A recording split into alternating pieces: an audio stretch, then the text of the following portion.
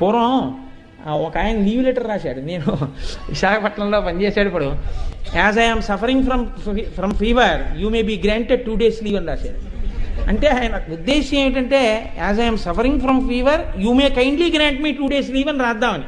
కానీ దాన్ని ఏమని రాశారంటే you may be granted 2 days leave. నాకు జ్వరంగా ఉంది కాబట్టి నీకు 2 రోజుల సెలవు కటాక్షింపబడుగాక.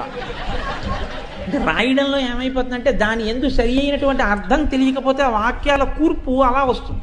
దానికి అర్థం తెలియదు, ఏదో ఇంగ్లీషు రాసేసాం. అందుకని I could not able to అంటాడు. I could not able to ఏంటి? ఐఎమ్ నాట్ ఏబుల్ టు అని అయినాను, లేకపోతే I could not do it అని అన్నాను. రెండింటిలో ఏదో ఒకటను అంతే. కుడ్ నాట్ ఏబుల్ రెండూ కలిపి ప్రయోగించక్కర్లేదు, కోరి ప్రార్థించక్కర్లేదు. కోరనన్నా కోరు, ప్రార్థన అన్నా చేయి, రెండులో ఏదో ఒకటి చేయి చాలు. కోరి ప్రార్థిస్తే అవతల వాడు ఇబ్బంది పడతాడు. అదే 2 అడిగితే ఏం చేయాలి, ఇప్పుడు నేను ఏ స్థాయిలో ఉండాలని ఉద్దేశం అని కొంచెం కంగారు పడుతుంది.